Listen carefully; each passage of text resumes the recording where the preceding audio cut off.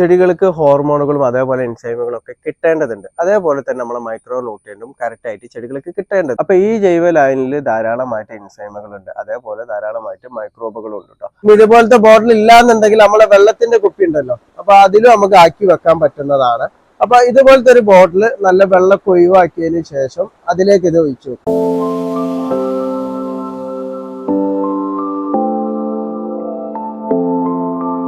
Hi, നമസ്കാരം. ഫാസിലാണ്. എൻ്റെ പുതിയ വീഡിയോയിലേക്ക് എല്ലാവർക്കും സ്വാഗതം. നമ്മുടെ വീട്ടിൽ കൃഷി ചെയ്യുമ്പോൾ നമ്മൾ ചെടികൾ മുരടിപ്പൊക്കെ മാറിയിട്ട് നല്ല ആരോഗ്യത്തോടു കൂടി വളരാൻ വേണ്ടിയിട്ടും അതേപോലെ നിറച്ച് പൂക്കാനും കായ്ഫലം കിട്ടാനൊക്കെ നമ്മൾ ജൈവ രൂപത്തിൽ പല രീതിയിലും നമ്മൾ ഹോർമോൺ വളങ്ങൾ ഉണ്ടാക്കി ചെടികൾക്ക് കൊടുക്കാറുണ്ട്. ഇപ്പം ഞാൻ തന്നെ മുമ്പൊരു വീഡിയോയിൽ ഞാൻ പറഞ്ഞിട്ടുണ്ട് നമ്മൾ മുരിങ്ങയില കൊണ്ടിട്ട് ഒരു ഹോർമോൺ വളം ഉണ്ടാക്കുന്നതിനെ കുറിച്ചിട്ട്. അപ്പോൾ അതേപോലെ തന്നെ ഇന്ന് ഞാൻ പറയാൻ വേണ്ടി പോകുന്നതും നമുക്ക് ജൈവ രീതിയിൽ നമുക്ക് വീട്ടിൽ ഈസി ആയിട്ട് അയച്ച പൈസ ചെലവ് ചുരുക്കി കൊണ്ട് നമുക്ക് റെഡിയാക്കാൻ പറ്റിയിട്ടുള്ള ഒരു ഹോർമോൺ വളം വീട്ടിൽ എങ്ങനെ തയ്യാറാക്കുക എന്നതിനെ കുറിച്ചിട്ടാണ് കേട്ടോ. അപ്പോൾ ഈ ഒരു വളം ഹോർമോൺ വളമായിട്ട് മാത്രമല്ല, നമുക്ക് ജൈവ രൂപത്തിലുള്ള ഒരു മൈക്രോ ന്യൂട്രിയൻ്റ് ആയിട്ടും നമുക്ക് ചെടികൾക്ക് കൊടുക്കാൻ പറ്റുന്നതാണ്. അപ്പോൾ എല്ലാവരും വീഡിയോ മുഴുവനായിട്ട് കാണാൻ വേണ്ടി ശ്രമിക്കുക. നമുക്ക് വീഡിയോയിലേക്ക് പോവാം. നമ്മൾ വീട്ടിൽ കൃഷി ചെയ്യുമ്പോൾ നമ്മൾ ചെടികൾക്ക് നല്ല രീതിയിൽ നമ്മൾ വളങ്ങൾ, ജൈവ വളങ്ങൾ, പ്രധാന മൂലകങ്ങളായിട്ട് നൈട്രജൻ, ഫോസ്ഫറസ്, പൊട്ടാസ്യം ഇതൊക്കെ നമ്മൾ ഇട്ട് കൊടുത്തു കഴിഞ്ഞാലും ചിലപ്പോൾ ചെടികൾക്ക് അത് കറക്റ്റായിട്ട് വലിച്ചെടുക്കാൻ പറ്റണമെന്നില്ല. അപ്പോൾ അങ്ങനെ വലിച്ചെടുത്തിട്ട് നമ്മളെ ചെടികൾ നല്ല ആരോഗ്യത്തോടു കൂടി വളരാൻ വേണ്ടിയിട്ടും അതേപോലെ തന്നെ നമുക്ക് നല്ല രീതിയിൽ കായ്ഫലം കിട്ടാനും പൂക്കാനൊക്കെ വേണ്ടിയിട്ട് ചെടികൾക്ക് ഹോർമോണുകളും അതേപോലെ എൻസൈമുകളും ഒക്കെ കിട്ടേണ്ടതുണ്ട്. അതേപോലെ തന്നെ നമ്മളെ മൈക്രോ ന്യൂട്രിയന്റും കറക്റ്റായിട്ട് ചെടികൾക്ക് കിട്ടേണ്ടതുണ്ട്. അപ്പോൾ ഇതൊക്കെ നല്ല രീതിയിൽ കിട്ടുമ്പോൾ മാത്രമേ നമുക്ക് നല്ല രീതിയിൽ ചെടികൾ ആരോഗ്യത്തോടു കൂടി വളരുള്ളൂ. അതേപോലെ തന്നെ നമുക്ക് കായ്ഫലം നമുക്ക് കിട്ടുള്ളൂ കേട്ടോ. കാരണം ഞാൻ ഇതിന്റെ മുന്നേ ഒരു വീഡിയോയിൽ ഞാൻ പറഞ്ഞിട്ടുണ്ട്, കാരണം നമുക്ക് ചെടികൾ നമ്മൾ കൊടുക്കുന്ന വളങ്ങളൊക്കെ ചെടികൾ വലിച്ചെടുത്ത് ചെടികളെ തണ്ടിലേക്കും അതേപോലെ ഇലകളിലേക്ക് എത്തിക്കാനും അതേപോലെ നമുക്ക് പൂക്കാനും കായ്ക്കാനും ഒക്കെ എൻസൈമുകളുടെ പ്രവർത്തനത്തിലൂടെയാണ് അത് നടക്കുക. അപ്പൊ എൻസൈമുകളും ഹോർമോണുകളും ഒക്കെ അടങ്ങിയിട്ടുള്ള വളങ്ങൾ നമ്മൾ പ്രത്യേകിച്ച് നമ്മൾ പോട്ടിലും ഡ്രമ്മിലൊക്കെ നടുന്ന ടൈമിൽ നമ്മൾ കൊടുത്താൽ മാത്രമേ ചെടികൾ നമ്മൾ കൊടുക്കുന്ന വളങ്ങൾ വലിച്ചെടുത്തിട്ട് നമുക്ക് കറക്റ്റ് ആയിട്ടുള്ള അതിന്റെ ഗുണം, അത് ചില കായ്ഫലം നമുക്ക് കിട്ടുള്ളൂ. അപ്പൊ ഈ ജൈവ ഹോർമോൺ ലായനി എന്ന് പറഞ്ഞാൽ നമുക്ക് വീട്ടിൽ ഈസി ആയിട്ട് നമുക്ക് ഉണ്ടാക്കാൻ പറ്റും. ചെറിയ ചെലവ് മാത്രമേ വരുള്ളൂ. അതും തന്നെ ഒരുപാട് നമ്മൾ ഉണ്ടാക്കി വെക്കണ്ട, കാരണം നമ്മൾ ഇതേപോലെ കുറച്ചുണ്ടാക്കിയാൽ തന്നെ നമുക്ക് ഒരുപാട് കാലം നമുക്ക് കേടുകൂടാതെ നമുക്ക് ഉപയോഗിക്കാൻ പറ്റുന്നതുമാണ് കേട്ടോ. അപ്പൊ ഈ ജൈവ ലായനിയിൽ ധാരാളമായിട്ട് എൻസൈമുകളുണ്ട്, അതേപോലെ ധാരാളമായിട്ട് മൈക്രോബുകളും ഉണ്ട് കേട്ടോ. അപ്പൊ ഈ ഒരു വളം നമ്മൾ കൊടുക്കുകയെന്നുണ്ടെങ്കിൽ കറക്റ്റായിട്ട് നമ്മൾ കൊടുക്കുകയെന്നുണ്ടെങ്കിൽ മൈക്രോ ന്യൂട്രിയന്റും ചെടികൾക്ക് കറക്റ്റായിട്ട് കിട്ടുന്നതാണ് കേട്ടോ. അപ്പൊ നമ്മൾ മൈക്രോ ന്യൂട്രിയന്റ് ഒക്കെ അധികവും നമ്മൾ രാസവളങ്ങൾ വാങ്ങിയിട്ടാണ് ഇലകളിലൊക്കെ നമ്മൾ സ്പ്രേ ചെയ്ത് കൊടുക്കുക, അല്ലെങ്കിൽ ചൂടിലിട്ട് കൊടുക്കുക. ജൈവ രൂപത്തിൽ നമുക്ക് വാങ്ങാൻ കിട്ടും, പക്ഷെ അതിലൊക്കെ കറക്റ്റ് ഗുണം കിട്ടും എന്നുള്ള നമുക്ക് പറയാൻ പറ്റൂല. കാരണം നമ്മൾ കൊടുക്കുന്ന വളങ്ങളൊക്കെ ഇപ്പൊ ജൈവമാണെങ്കിലും രാസമാണെങ്കിലും അത് ചെടികൾക്ക് അതിന്റെ കറക്റ്റ് ഗുണം കിട്ടിയോ എന്നുള്ളത് അതിന്റെ റിസൾട്ട് വരുമ്പോൾ നമുക്ക് മനസ്സിലാവുള്ളൂ.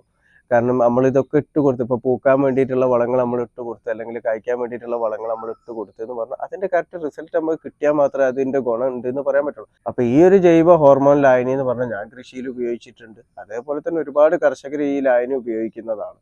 അപ്പൊ അതിന്റെ കറക്റ്റ് റിസൾട്ട് കിട്ടുന്നതുമാണ് കേട്ടോ. അപ്പൊ ഈ ജൈവ ഹോർമോൺ ലായനി നമ്മൾ ചെടികൾക്ക് ഉപയോഗിക്കേണ്ടതെന്ന് പറഞ്ഞാൽ 1 ലിറ്ററിന്, ഇപ്പൊ നമ്മൾ ഫ്രൂട്ട്സ് പ്ലാന്റ് ഒക്കെ ആണെന്നുണ്ടെങ്കിൽ 1 ലിറ്ററിന് 5 ml എന്നുള്ള രൂപത്തിലാണ് നമ്മൾ ഉപയോഗിക്കേണ്ടത് കേട്ടോ. ഇപ്പൊ പച്ചക്കറി കൃഷി ഒക്കെ ആണെന്നുണ്ടെങ്കിൽ ഒരു 3 ml ഒക്കെ നമ്മൾ ഉപയോഗിച്ചാൽ മതി. കാരണം കൂടുതലായിട്ട് ഒരു കാരണവശാലും ഈ ഒരു ലായനി നമ്മൾ കൊടുക്കേണ്ടതില്ല. അപ്പൊ നമ്മൾ അളവ് പാത്രമായിട്ട് നമ്മൾ ചെറിയ കുട്ടികളെ മരുന്നിടപ്പൊക്കെ ഉണ്ടാവുമല്ലോ, മരുന്നിന്റെ ആ മൂടി അളവ് പാത്രം അതിൽ നമ്മൾ എടുത്താൽ മതി. 1 ലിറ്ററിലേക്ക് നമ്മൾ 3 ml ആണ് നമ്മളിത് എടുക്കേണ്ടത് കേട്ടോ. അതേപോലെ ഈ വളം നമുക്ക് ഇലകളിൽ സ്പ്രേ ചെയ്ത് കൊടുക്കുക, അതേപോലെ തന്നെ നമുക്ക് ചുവട്ടിലും ഒഴിച്ചു കൊടുക്കുക കേട്ടോ. അപ്പൊ ഇത് ഇലകൾ നമ്മൾ സ്പ്രേ ചെയ്ത് കൊടുക്കുമ്പോൾ ഒരിക്കലും വെയിലുള്ള സമയത്ത് നമ്മളിത് സ്പ്രേ ചെയ്ത് കൊടുക്കരുത്.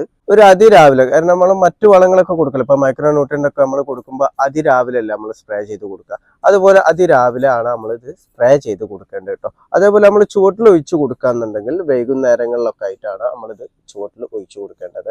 അതേപോലെ തന്നെ ഈ വളം നമ്മൾ ഉപയോഗിക്കുന്നതിന് തൊട്ട് മുമ്പോ അല്ലെങ്കിൽ ഉപയോഗിച്ച ഉടനെ തന്നെ നമ്മൾ രാസവളങ്ങൾ നമ്മൾ കൊടുക്കാൻ വേണ്ടിയിട്ട് പാടില്ല കേട്ടോ. ഒരു ഗ്യാപ്പ് ഇട്ടിട്ട് വേണം നമ്മൾ ഈ ഒരു വളങ്ങൾ കൊടുക്കാൻ വേണ്ടി. അത് നമ്മൾ ജൈവ വളങ്ങൾ ഏത് കൊടുക്കാന്നുണ്ടെങ്കിലും നമ്മൾ അങ്ങനെ ഒരു ഗ്യാപ്പ് ഇട്ടിട്ടാണ് നമ്മൾ കൊടുക്കേണ്ടത്. അതേപോലെ തന്നെ ഈ ലായനി നമുക്ക് കൊടുക്കേണ്ട എങ്ങനെയാന്ന് വെച്ചാൽ നമുക്ക് മാസത്തിൽ ഒരിക്കൽ കൊടുക്കാം, ഇനി 2 ആഴ്ച കൂടുന്ന ടൈമിൽ നമ്മൾ ഇലകളിൽ സ്പ്രേ ചെയ്ത് കൊടുക്കാം. അതേപോലെ തന്നെ നമുക്ക് ചുവട്ടിലും ഇട്ട് കൊടുക്കട്ടോ. അപ്പൊ അടുപ്പിച്ച് നമ്മളിത് കൊടുക്കേണ്ട ആവശ്യമില്ല, ചില ആഴ്ചയിലായിട്ടൊന്നും നമ്മളിത് കൊടുക്കേണ്ട. ഒരു 2 ആഴ്ച കൂടുമ്പോൾ അല്ലെങ്കിൽ മാസത്തിൽ ഒരിക്കൽ ആ ഒരു രൂപത്തിൽ നമ്മൾ ഇലകളിൽ സ്പ്രേ ചെയ്ത് കൊടുത്താൽ മതി കേട്ടോ. ഇനി ഈ ജൈവ ഹോർമോൺ ലായനി നമുക്ക് വീട്ടിൽ എങ്ങനെയാണ് ഈസി ആയിട്ട് റെഡിയാക്കുക എന്നുള്ളത് നോക്കാം. അപ്പൊ നല്ല മഴ ആണ് കേട്ടോ, അപ്പൊ ഞാൻ പറയുന്നത് കേൾക്കാൻ ചിലപ്പോൾ ബുദ്ധിമുട്ടുണ്ടാവും. അപ്പൊ ഇത് റെഡിയാക്കാൻ വേണ്ടി നമുക്ക് വേണ്ടത് ഒരു 3/4 ഗ്ലാസിന്റെ അടുത്ത് തേങ്ങാവെള്ളമാണ് ഞാൻ എടുത്തിട്ടുള്ളത് കേട്ടോ. അപ്പൊ തേങ്ങാ വെള്ളം നമ്മൾ ഒരു തേങ്ങ പൊട്ടിച്ചിട്ട് എത്രയാണോ വെള്ളം കിട്ടുന്നത് അതിനനുസരിച്ച് നമ്മൾ എടുത്താൽ മതി. അപ്പോൾ ഞാനിവിടെ 3/4 ഗ്ലാസ് തേങ്ങാ വെള്ളമാണ് എടുത്തിട്ടുള്ളത്. അതേപോലെ തന്നെ അതേ അളവിൽ 3/4 ഗ്ലാസ് തൈരാണ് ഞാൻ എടുത്തിട്ടുള്ളത് കേട്ടോ. അപ്പൊ തൈരിന് പകരം നിങ്ങൾക്ക് മോരോ ഉപയോഗിക്കാൻ പറ്റുന്നതാണ്.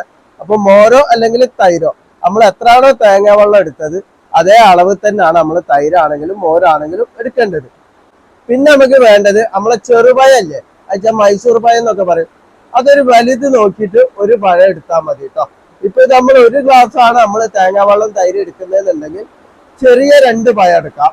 ഇതിപ്പോ ഞാൻ 3/4 ഗ്ലാസ് ആയതുകൊണ്ട് വലിയൊരു ചെറുപഴമാണ് എടുത്തത്. അയച്ചാ നമ്മളെ മൈസൂർ പഴം വലുതൊന്ന് അതൊന്ന് മിക്സിയിലിട്ട് നല്ല രീതിയിൽ ജ്യൂസ് രൂപത്തിലാക്കാം. അപ്പൊ ഇത് മിക്സിയിൽ അടിക്കുന്ന ടൈമിൽ നമ്മൾ തോലോട് കൂടിയിട്ട് ഇട്ടിട്ട് അടിക്കാം കേട്ടോ. അപ്പൊ ഇതിനിപ്പോ മിക്സിയിലല്ലാതെ നമുക്ക് കൈകൊണ്ടും ഇത് റെഡിയാക്കാവുന്നതാണ്. അപ്പൊ കൈകൊണ്ട് റെഡിയാക്കുമ്പോൾ നമുക്ക് തോല് ഉപയോഗിക്കാൻ വേണ്ടി പറ്റൂല. അപ്പൊ തോലിന് ധാരാളം പോഷകങ്ങൾ അടങ്ങിയിട്ടുണ്ട്. അതുകൊണ്ടാണ് ഞാനിത് മിക്സിയിൽ ജ്യൂസ് അടിച്ചത്. പിന്നെ നമുക്ക് വേണ്ടത് ഇതുപോലത്തെ ഒരു പാത്രം എടുക്കാം. എന്നിട്ട് ആ പാത്രത്തിലേക്ക് ആദ്യം നമുക്ക് തൈര് ഇട്ട് കൊടുക്കാം. നമ്മൾ എടുത്തിട്ടുള്ള ആ തൈര്, ഇനിയിപ്പോ മോരാണെങ്കിൽ മോര് ഇട്ടിട്ട് കൊടുക്കാം. പിന്നെ അതിലേക്ക് നമ്മൾ ആ തേങ്ങാ വെള്ളമാണ് നമ്മൾ ഒഴിച്ചു കൊടുക്കുന്നത് കേട്ടോ. തേങ്ങ വെള്ളം ഒഴിച്ചു കൊടുത്തതിന് ശേഷം ഒന്ന് നല്ലൊന്ന് ഇളക്കി കൊടുക്കാം. ഇളക്കിയതിന് ശേഷം നമ്മൾ ആ ചെറുപഴം ജ്യൂസ് അടിച്ച് വെച്ചിട്ടുണ്ടല്ലോ അത് ഇതിലേക്ക് മിക്സ് ചെയ്ത് കൊടുക്കാം.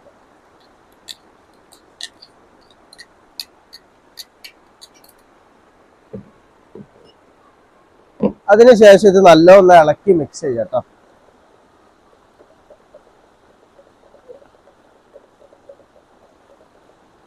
ഇത് മിക്സ് ചെയ്ത് കഴിഞ്ഞതിന് ശേഷം നമുക്ക് ഇതൊരു ബോട്ടിലാക്കണം. അപ്പൊ ഞാൻ നേരത്തെ ആക്കിയത് ഇതേപോലത്തെ ബോട്ടിലാണ്. ഇതുപോലത്തെ ബോട്ടിൽ ഇല്ലാന്നുണ്ടെങ്കിൽ നമ്മളെ വെള്ളത്തിന്റെ കുപ്പി ഉണ്ടല്ലോ, അപ്പൊ അതിലും നമുക്ക് ആക്കി വെക്കാൻ പറ്റുന്നതാണ്. അപ്പൊ ഇതുപോലത്തെ ഒരു ബോട്ടില് നല്ല വെള്ളമൊക്കെ ഒഴിവാക്കിയതിന് ശേഷം അതിലേക്ക് ഇത് ഒഴിച്ചു വെക്കാം. അപ്പൊ വെള്ളം തീരെ മിക്സ് ആവാൻ പറ്റൂല കേട്ടോ.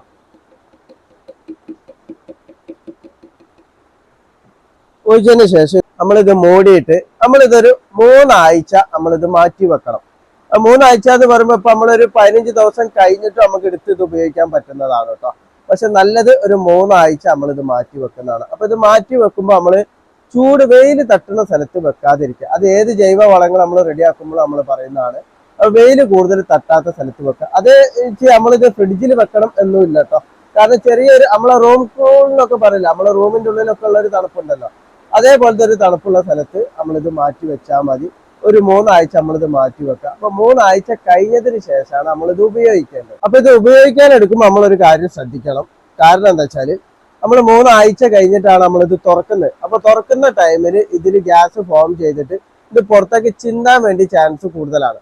അപ്പൊ നമ്മൾ എന്താ ചെയ്യേണ്ടത് വെച്ചാൽ ആദ്യം ഒന്ന് ചെറുങ്ങനെ തുറന്ന് ഇങ്ങനെ ഗ്യാസ് ഒഴിവാക്കിയതിന് ശേഷമാണ് നമ്മൾ മൊത്തത്തിൽ തുറക്കേണ്ടത് കേട്ടോ. അല്ലെങ്കിൽ ആദ്യം തന്നെ പോയിട്ട് മൊത്തത്തിൽ തുറന്നു കഴിഞ്ഞാൽ ഇത് പുറത്തേക്ക് പതഞ്ഞ് ചിന്താൻ വേണ്ടിയിട്ട് ചാൻസ് കൂടുതലാണ്.